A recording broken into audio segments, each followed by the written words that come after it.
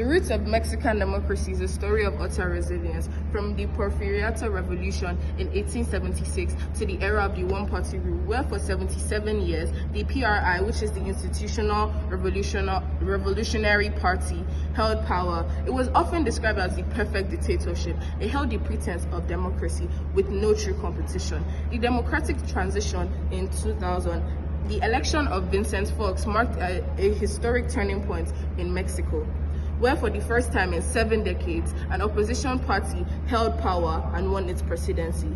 Today, Mexico has a vibrant multi-party system.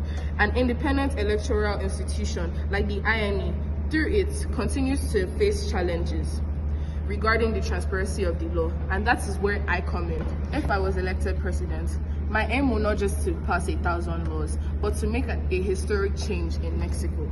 My vision is called the 24-hour pivot.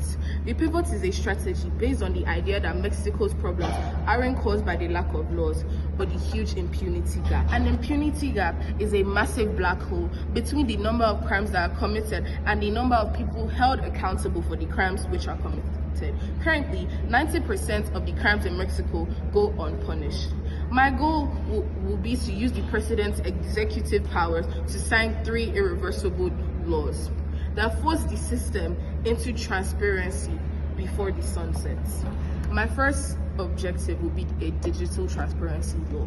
Every peso of the federal spending and every judicial filing must be uploaded to a blockchain in real time. Corruption thrives in the dark, the pivot turns on the lights. My second objective is a safety net for judges, an executive order to establish an elite anonymous protection program for local judges, ensuring that the fate of their lives and that of their family members does not affect their rulings, especially against drug cartels. I have also noticed the severe drug problem in Mexico, and I would like to tackle that.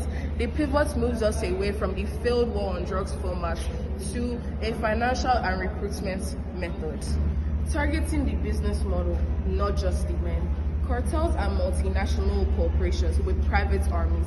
If we seize the logistics instead of chasing every cartel head, we can use the military to secure the people who make these drugs with 100% inspection rates. If they can't get the chemicals used to make these hard drugs for fentanyl and other substances, the factory stops. And we can solve this problem by out-hiring the cartels. They are currently the 5th largest employers in Mexico, and they win because they offer jobs to youth with no future.